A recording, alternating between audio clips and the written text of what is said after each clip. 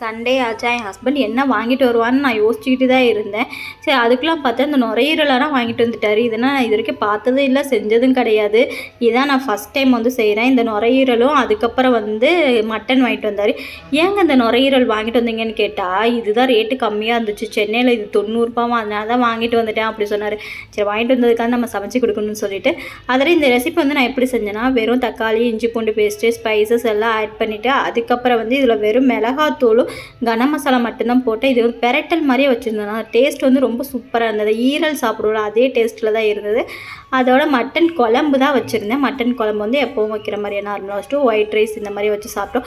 இந்த பெங்கால் எப்படின்னா சண்டே ஆனால் என்கிட்ட டிஸ்கஸ் கூட பண்ண மாட்டார் என்ன வாங்கிட்டு வரும்னு சொல்லிட்டு. அவர் மட்டும் என்னதாச்சும் வாங்கிட்டு வந்துடுவார். உங்கள் வீட்டில் எப்படி கேட்பாங்களா மாட்டாங்களான்னு சொல்லிட்டு கீழே மறக்காமல் கமெண்ட் பண்ணுங்கள். இந்த நுரையீரல் வந்து செஞ்சுருக்கீங்களான்னு சொல்லிட்டு சொல்லுங்கள். ஸோ உங்கள் வீட்டில் சண்டே என்ன லஞ்சுன்னு சொல்லிட்டு மறக்காமல் கமெண்ட் பண்ணுங்கள்.